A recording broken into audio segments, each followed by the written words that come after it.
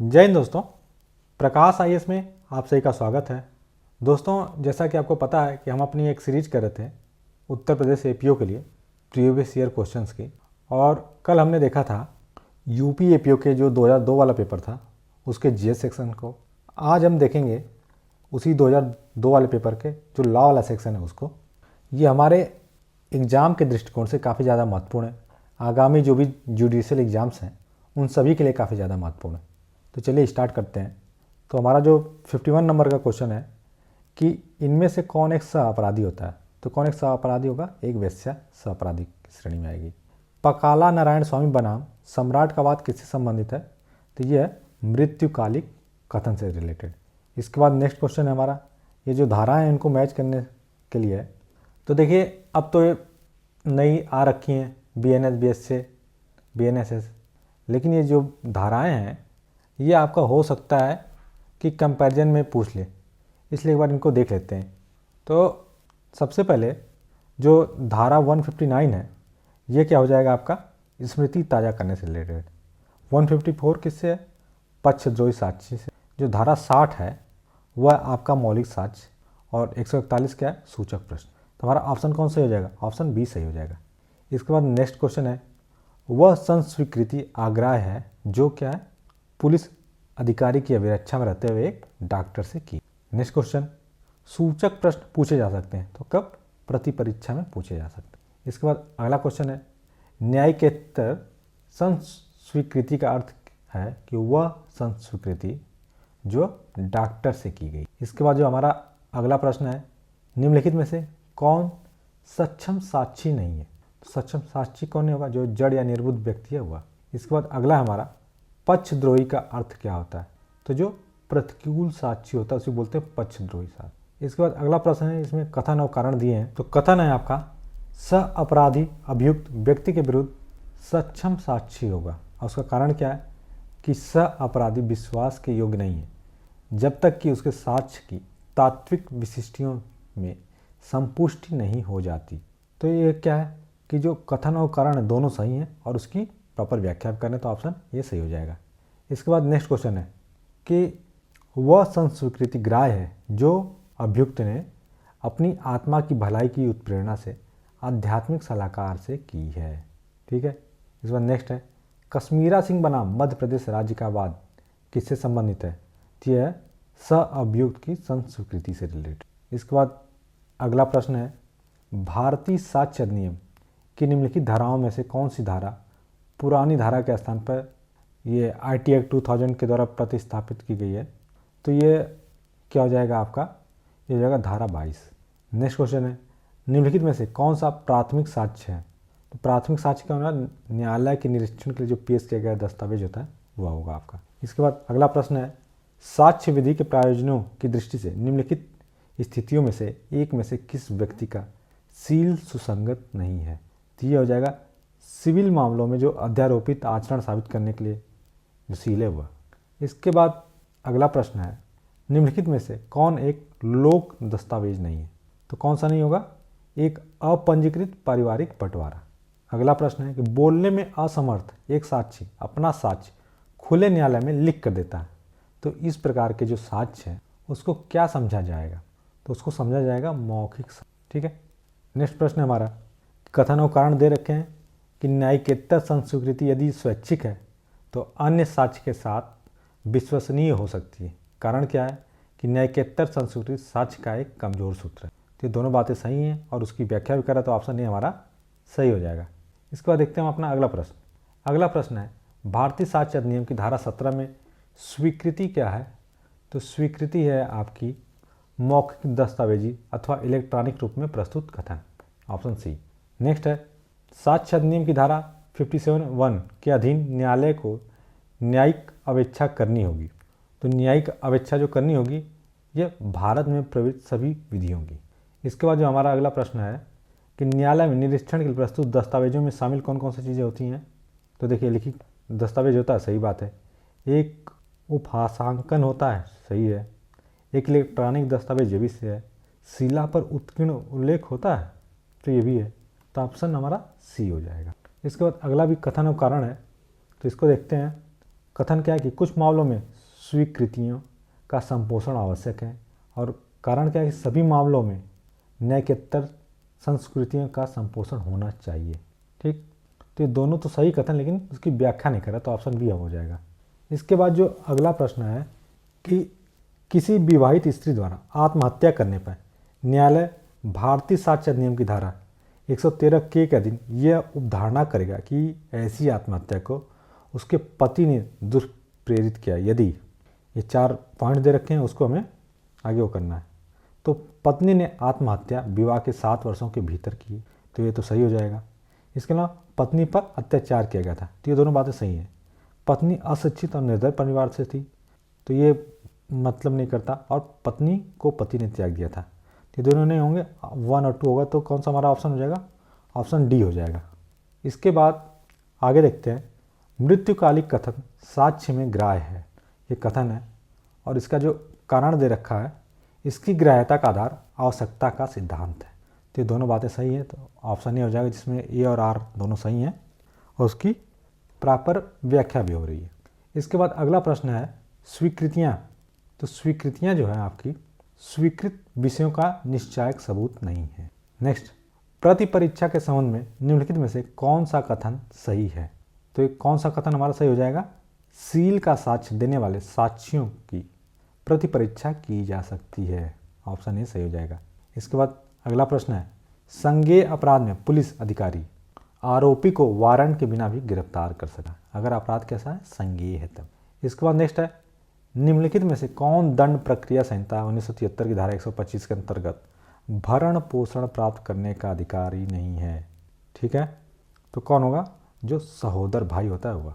इसके बाद next question है कि दंड प्रक्रिया संहिता 1973 की मुख्य विशेषता है, तो ये है आपकी क्या?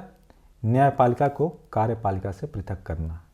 अगला प्रश्न हमारा, दंड प्रक्रिया संहिता के अंतर्गत आजीवन कारावास के दंडादेश का लघुकरण कौन कर सकता है? तो ये किया जा सकता है आपका समुचित सरकार के द्वारा। इसके बाद नेक्स्ट है, मामलों और अपीलों को एक न्यायालय से दूसरे उच्च न्यायालय को अंतरित करने की उच्चतम न्यायालय की शक्ति का प्रयोग निम्नलिखित में से किस एक के आवेदन पर किया जा सकता है? तो ये भारत के जो महान्यायवादी हैं उनके आवेदन पर किया जा सकता है। नेक्स्ट है, 10 वर्ष की अवधि के कारावास का दंडादेश निम्नलिखित में से किसके द्वारा किया जा सकता है? तो ये है सहायक सत्र न्यायाधीश के। इसके बाद अगला है हमारा, एक प्राइवेट व्यक्ति किसी व्यक्ति को कब गिरफ्तार कर सकता है? तो कब कर सकता है कि उसकी उपस्थिति में संज्ञेय और गैर जमानती अपराध करता है तो उसको गिरफ्तार। नेक्स्ट है हमारा, दंड प्रक्रिया संहिता की किस धारा के अंतर्गत किसी फरार व्यक्ति के लिए उद्घोषणा जारी की जा सकती है? तो ये धारा 82 के तहत। इसके बाद अगला प्रश्न हमारा, दंड प्रक्रिया संहिता की धाराओं में सत्र न्यायालय के समक्ष विचारण का प्रावधान कहाँ कहाँ पे है? तो ये है धारा 225 से लेकर 207। अब देखिए, आज के टाइम पे आईपीसी सीआरपीसी तो एक तरह से इरिलेवेंट हो गई, लेकिन क्या कि प्रश्न आपके इरिलेवेंट नहीं, क्योंकि इनको अब आपको देखना पड़ेगा कि बीएनएस में किस में है, बीएनएसएस में कहाँ पे है, ये सारी चीज़ें आपको रटनी पड़ेंगी। तो क्वेश्चन यही पूछा जा सकता है, लेकिन अब उसकी जगह बीएनएस या बीएनएसएस आ जाएगा तो आपको कन्फ्यूजन होगी, तो इसलिए याद रखिएगा ये आ जाए कि अच्छा आईपीसी में तो ये धाराएं थी, प्रेजेंट में कौन सी धाराएं हैं उनकी जगह पे। ठीक, इसके बाद जो हमारा अगला प्रश्न है, दंड प्रक्रिया संहिता की किस धारा में विवाह के विपरीत अभियोजन का प्रावधान किया गया है? तो यह है आपका धारा 198 में। इसके बाद नेक्स्ट क्वेश्चन है, यदि किसी अभियुक्त के पास यथेष्ट साधन नहीं है कि वह अपने बचाव के लिए प्लीडर रख सके, तो सत्र न्यायालय उसकी प्रतिरक्षा के लिए राज्य व व्यय पर उसे प्लीडर उपलब्ध कराएगा। यह प्रावधान दंड प्रक्रिया संहिता की किस धारा के अंतर्गत है? तो यह धारा 304। इसके बाद दंड प्रक्रिया संहिता की धारा 306 के अधीन निम्नलिखित में से कौन किसी सह अपराधी को क्षमा दान करने के लिए अधिकृत नहीं है? इन नहीं वर्ड पर फोकस रखिएगा, कई बार हम पढ़ते पढ़ते एग्जाम में प्रेशर में भूल जाते हैं, तो इस पर मार्क कर लिया करिएगा। तो ये है आपका द्वितीय श्रेणी का मजिस्ट्रेट। इसके बाद नेक्स्ट क्वेश्चन हमारा, दंड प्रक्रिया संहिता की कौन सी धारा यह उपबंध करती है कि किसी व्यक्ति द्वारा किसी अधिकारी से अन्वेषण के दौरान किया गया कोई कथन यदि लेखबद्ध किया जाता है तो कथन करने वाला व्यक्ति द्वारा हस्ताक्षरित नहीं किया जाएगा? तो ये था किसमें, धारा 162 में। अब इसमें गलत उत्तर बताना है, सही भी नहीं बताना है। तो जो प्रथम सूचना रिपोर्ट होती है, FIR जो होती है, उसके बारे में गलत क्या होगा। तो गलत देखिए, किसी संज्ञेय अपराध के संबंध में सूचना, ये तो सही बात है, तो गलत नहीं है। सूचना किसी पुलिस अधिकारी को दी गई, ये भी सही बात है। सूचना समय के अनुसार प्रथम होनी चाहिए, ये भी सही है। तो इसमें सदैव लिखित का ये नहीं है, तो इसको ये गलत हो जाएगा। फिर से अगला क्वेश्चन, इसमें भी गलत ही उत्तर बताना है। तो दंड प्रक्रिया की धारा 125(4) के अधीन पत्नी भरण पोषण भत्ता पाने का अधिकारी नहीं होगी। कब नहीं होगी, तो ये है कि वह जाड़ता का जीवन व्यतीत कर रही है, वह बिना पर्याप्त कारण के अपने पति के साथ निवास करने से मना कर देती है, वह पारस्परिक संपत्ति के आधार पर अपने पति से अलग रह रही है, वह कोई अन्य धर्म स्वीकार कर लेती है। तो इसमें गलत क्या होगा, A, D वाला। इसके बाद नेक्स्ट क्वेश्चन हमारा, दंड प्रक्रिया संहिता की कौन सी धारा किसी प्राइवेट व्यक्ति को, किसी ऐसे व्यक्ति को संज्ञेय अपराध करता है को गिरफ्तार करने का अधिकार देती है। देखिए भैया, ये क्वेश्चन ऊपर आया था, पूछा गया था, अब उसकी धारा पूछ ली। तो ये किस धारा के अंतर्गत करती थी, तो ये आपका धारा 43।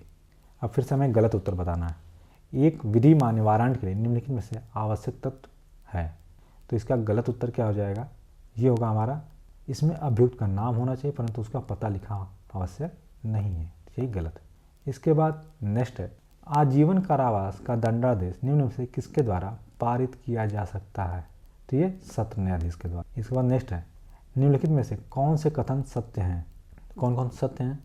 देखिए, अन्वेषण पुलिस अधिकारी द्वारा किया जाता है, ठीक। अन्वेषण का उद्देश्य साक्ष्य एकत्र करना है, भी ठीक है। न्यायिक कार्रवाई नहीं, ये सही है, तो ऑप्शन डी हो जाएगा इसका, सॉरी ऑप्शन क्या हो जाएगा हमारा, बी हो जाएगा। इसके बाद अगला प्रश्न है, अन्वेषण का उद्देश्य होता है, क्या होता है, साक्ष्य एकत्र। नेक्स्ट प्रश्न है, दंड प्रक्रिया संहिता की किस धारा के अंतर्गत सत्र न्यायाधीश अपनी अपीलीय शक्तियों का प्रयोग करता है, तो ये करता है आपका धारा 300। इसके बाद नेक्स्ट है, दंड प्रक्रिया संहिता की किस धारा के अंतर्गत एक अभियुक्त व्यक्ति स्वयं सक्षम साक्षी हो सकता है, तो ये हो सकता है धारा 300। इसके बाद नेक्स्ट है, 2 वर्ष से अधिक अवधि के कारावास से दंडनीय अपराध का संबंध, तो ये होगा आपका वारंट के मामले में। इसके बाद नेक्स्ट है, मुख्य न्यायिक मजिस्ट्रेट कौन सा दंडादेश पारित कर सकता है, तो ये 7 वर्ष से अधिक कारावास का दंडादेश। नेक्स्ट है, दंड प्रक्रिया संहिता की धारा 133 के अंतर्गत लोक उपताप हटाने के लिए सशर्त आदेश पारित किया जा सकता है, तो ये पारित किया जा सकता है जिला मजिस्ट्रेट के द्वारा भी, उपखंड मजिस्ट्रेट के द्वारा भी, विशेष रूप से अधिकृत कार्यपालक मजिस्ट्रेट द्वारा, तो ऑप्शन डी हो जाएगा। नेक्स्ट है, अ ने ब पर सासा पिस्तौल से गोली चलाई किंतु वह स को लगी गोली जिससे स की मृत्यु हो गई, अ ने कौन सा अपराध किया था, तो कौन सा अपराध हो जाएगा, धारा 301 के अंतर्गत। इसके बाद नेक्स्ट है, अ ने अपने इलेक्ट्रॉनिक रिकॉर्ड में मिथ्या प्रविष्टि इस प्रयोजन से करता है कि वह न्यायालय में संपोषक साक्ष्य के रूप में लाई जाए, तो अ ने क्या किया है, अ ने किया है मिथ्या जो साक्ष्य है उसको गढ़ा है। इसके बाद नेक्स्ट क्वेश्चन है, एक कामगार उचित चेतावनी देकर छत से बर्फ फेंकता है जिससे एक राहगीर की मृत्यु हो जाती है, तो जो कामगार है वह क्या है, मृत्यु आकस्मिक थी इसलिए उसका दोषी नहीं है। नेक्स्ट क्वेश्चन है, भारतीय दंड संहिता की किस धारा में राजद्रोह को परिभाषित किया गया है, तो राजद्रोह किसमें है, ये आपका 124 क में। अगला प्रश्न है हमारा, अ ब की जेब में रुपए चुराने के आशा से हाथ डालती है परंतु जेब खाली है, तो जो अ है वह दोषी होगी किसकी, चोरी के प्रयत्न की। नेक्स्ट क्वेश्चन है, भारतीय दंड संहिता की निम्नलिखित धाराओं में से कौन सी धारा प्रतिनिधिक दायित्व से संबंधित है, तो ये है आपका धारा 154। इसके बाद नेक्स्ट है, कोई बात अपराध नहीं है जो प्राइवेट प्रतिरक्षा के अधिकार के प्रयोग में की जाती है, ये तो कथन है, इसका कारण हम देख लेते हैं। तो इसका जो कारण है वह जहाँ समाज की सहायता प्राप्त नहीं हो सकती वहाँ व्यक्तिगत रूप से अपनी सुरक्षा तो सभी आवश्यक कार्रवाई की जा सकती है, तो कथन कारण दोनों सही हैं और उसकी व्याख्या भी कर रहा है, तो ऑप्शन ए हमारा सही हो जाएगा। इसके बाद नेक्स्ट हमारा क्वेश्चन है कि भारतीय दंड संहिता की धारा 149 के तत्व हैं, अपराध करने का संभाव्य ज्ञान और धारा 141 में वर्णित अवैध उद्देश्य है, ठीक, तो ऑप्शन हमारा हो जाएगा डी 1 और 3। इसके बाद नेक्स्ट है, एक मनुष्य द्वारा दूसरे मनुष्य की मृत्यु कारित करना मानववध है, ये कथन है और कारण है मानववध सदैव विधि द्वारा विरुद्ध होता है, तो क्या है कि ये तो सही है परंतु आर गलत है, ठीक, तो ऑप्शन सी हो जाएगा। इसके बाद अगला प्रश्न हमारा, निम्नलिखित में से कौन चोरी का सही तत्व नहीं है? तो कौन सा नहीं है? संपत्ति मालिक की संपत्ति के बिना ली जानी चाहिए। नेक्स्ट है, अपराध का निम्न में से कौन सा एक आवश्यक तत्व नहीं है? तो यह हो जाएगा आपका क्या? प्रयोजन या जो उद्देश्य होता है। सामान्य आशय का अर्थ क्या होता है? तो यह होता है सभी द्वारा आशय में भागीदारी। नेक्स्ट है, जब कोई पुरुष किसी स्त्री के साथ मैथुन उसकी सम्मति से करता है तो भी वह बलात्संग है यदि उस स्त्री की आयु कितने वर्ष से कम है? तो ये 18 वर्ष। नेक्स्ट क्वेश्चन है, भारतीय दंड संहिता 1860 की धारा 53 के अंतर्गत निम्नलिखित में से कौन सा दंड नहीं है? तो कौन सा दंड नहीं हो जाएगा इसमें? जो निर्वासन है वह। इसके बाद नेक्स्ट क्वेश्चन है, निम्नलिखित में से किस मामले में शरीर की प्राइवेट प्रतिरक्षा का अधिकार मृत्यु कारित करने तक विस्तारित नहीं है? तो ये हो जाएगा आपका सदोष अवरोध। इसके बाद अगला प्रश्न है, भारतीय दंड संहिता 1860 में विधि विरुद्ध जमाव को परिभाषित किसमें किया गया है? तो ये किया गया धारा 141 में। नेक्स्ट क्वेश्चन है कि निम्नलिखित कथनों में से कौन सा सही नहीं है? कौन सा सही नहीं है? दुष्प्रेरण कोई अपराध नहीं है। तो 117 का ए हो जाएगा। इसके बाद अगला जो हमारा प्रश्न है, लूट कारित करने का प्रयत्न दंडनीय है। तो किसमें है? ये भारतीय दंड संहिता की धारा 393 के अंतर्गत। इसके बाद नेक्स्ट है, भारतीय दंड संहिता के अंतर्गत व्यापहरण के अपराध का निम्नलिखित में से कौन सा आवश्यक तत्व नहीं है? तो ये है आपका अभियुक्त का आशय। अगला प्रश्न है हमारा, भारतीय दंड संहिता 1860 में डकैती करने के लिए तैयारी करना दंडनीय है। तो ये है आपका धारा 399 के अंतर्गत। इसके बाद 2 सूचियाँ दी हैं अगले प्रश्न में, उसको हमें क्या करना? मैच करना है।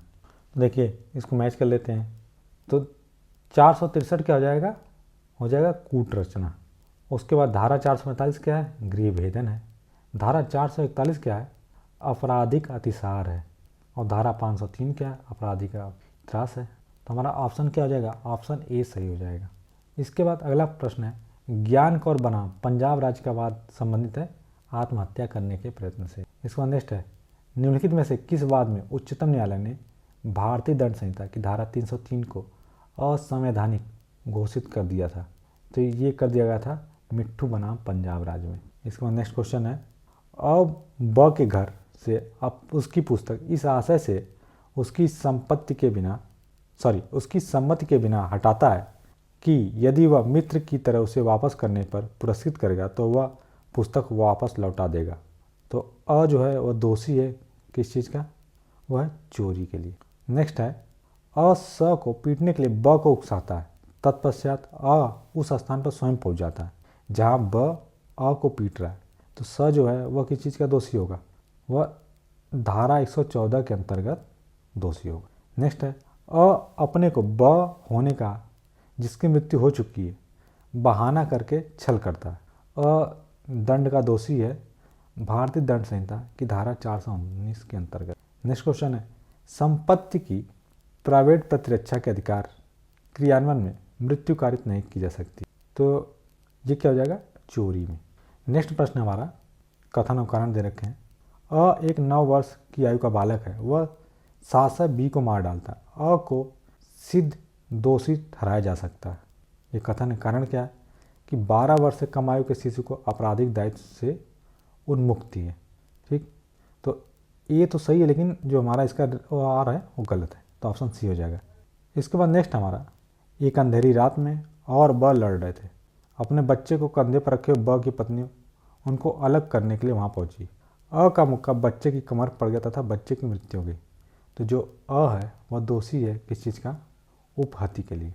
नेक्स्ट हमारा, निम्नलिखित अपराधों में से किसमें मेंसेरिया आपराधिक मनस्थिति एक आवश्यक तत्व नहीं है?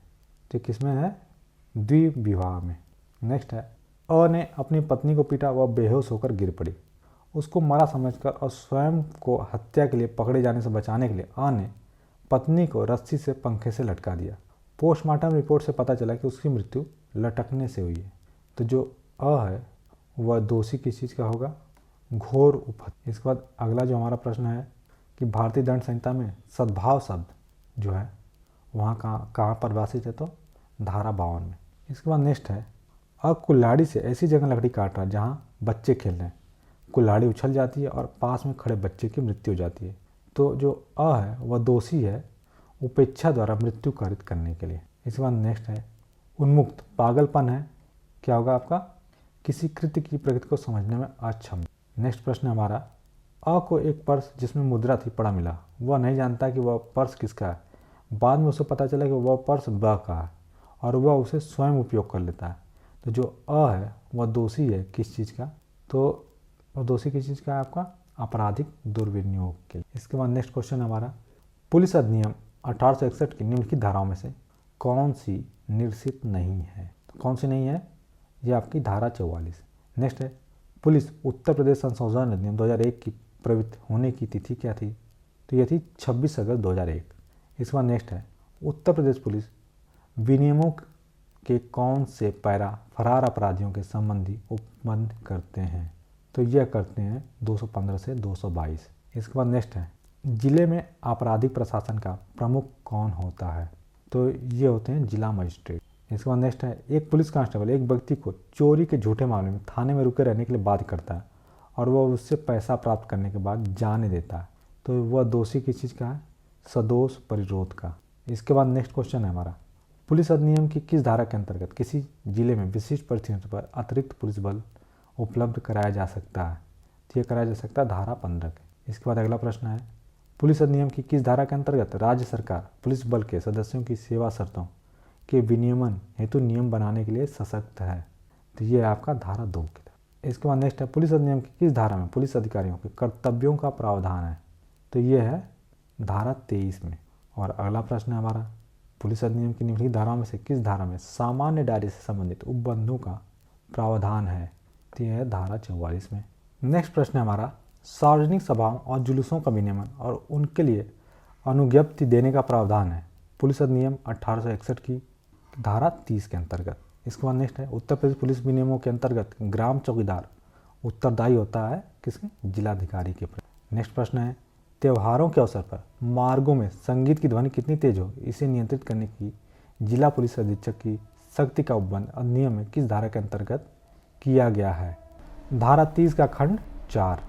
इसके बाद नेक्स्ट है पुलिस अधिनियम 1861 की धारा 25 के अधीन अदावाकृत लावारिस संपत्ति को भार साधन चार्ज में लगा सकता तो प्रत्येक पुलिस अधिकारी। नेक्स्ट है हमारा पुलिस अधिनियम 1861 की धारा 7 के अंतर्गत पुलिस महानिरीक्षक की विधायी शक्तियाँ अधीन हैं, तो यह भारत के संविधान के अनुच्छेद 311 के। और आखिरी प्रश्न हमारा, पुलिस अधिनियम 1861 के अंतर्गत विशेष पुलिस अधिकारी की नियुक्ति की जा सकती है, तो यह पुलिस निरीक्षक के आवेदन पर मजिस्ट्रेट के द्वारा। तो दोस्तों इस प्रकार से हमने देखा जो अपना 2002 वाला पेपर था उसके लॉ वाले सेक्शन को। वीडियो अगर पसंद आए तो चैनल सब्सक्राइब करें, वीडियो को अपने दोस्तों के साथ शेयर करें और इसकी जो PDF है आपको जो हमारा टेलीग्राम चैनल है @PrakashISPCS उस पर उपलब्ध हो जाएगी। धन्यवाद।